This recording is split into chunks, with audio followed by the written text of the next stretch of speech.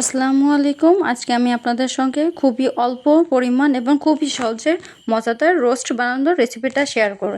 এখানে লবণ, মরিচের গুঁড়া, হলুদের গুঁড়া, ধনের গুঁড়া এবং সামান্য একটু টক দই দিয়ে ভালোভাবে এটা মেখে নিব। মেখে নেওয়ার পর এরপর যে আমি ফ্রাই প্যানে তেল দিয়ে এটা ভালোভাবে ভেজে নিব।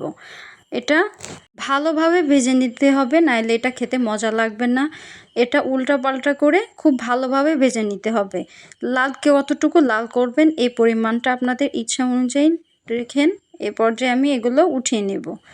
উঠিয়ে নেওয়ার পর একই তেল দিয়ে আমি এটা আবার রান্না করব। এ পর্যায়ে আমি এখানে পেঁয়াজ কুচি এবং তেজপাতা, দারচিনি, এলাচ, লবঙ্গ দিয়ে ভালোভাবে মশলাগুলো কষিয়ে নেব। এ পর্যায়ে আমি পেঁয়াজ, কাজু বাদাম, পোস্তদানা, রসুন, আদা, কয়েকটা কাঁচামরিচ দিয়ে ভালোভাবে ব্লেন্ড করে নিয়েছি। ব্লেন্ড করে ওইটা দিয়ে দিয়েছি। এ পর্যায়ে মরিচের গুঁড়া, ধনিয়ার গুঁড়া, লবণ, জিরার গুঁড়া, গরম মশলার গুঁড়া এবং একটু টক দই দিয়েছি।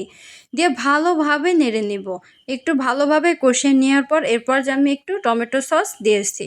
টমেটো সস দিয়ে 2-3 মিনিট ভালোভাবে কষিয়ে নিতে হবে। কষিয়ে নেওয়ার পর এ পর্যায়ে আমি ভেজে রাখা রোস্টগুলো দিয়ে দেব। রোস্টগুলো দেওয়ার পর এখানে ভালোভাবে মশলার সঙ্গে কষিয়ে নিতে হবে, নাহলে এটা খেতে ভালো লাগবে না। এরকম 2-3 মিনিট ভালোভাবে মশলার সঙ্গে কষিয়ে নেওয়ার পর এরপর যে আমি 1.5 কাপ পরিমাণ লিকুইড দুধ দিয়েছি। দেওয়ার পর এটা ভালোভাবে কষিয়ে নিতে হবে। ঢাকনাতে ঢেকে এটা কষিয়ে নিতে হবে। কষিয়ে নেওয়া হয়ে গেলে এটাকে ভালোভাবে নেড়ে নিতে হবে যাতে করে নিচে না লেগে যায়। ভালোভাবে এটা নাড়তে হবে। এর পর্যায়ে আমি কিছুটা কাঁচামরিচ এবং এখানে পেঁয়াজের ব্রেস্তায় ঘি এবং গুঁড়া দুধ মিশিয়ে দিয়ে দিব।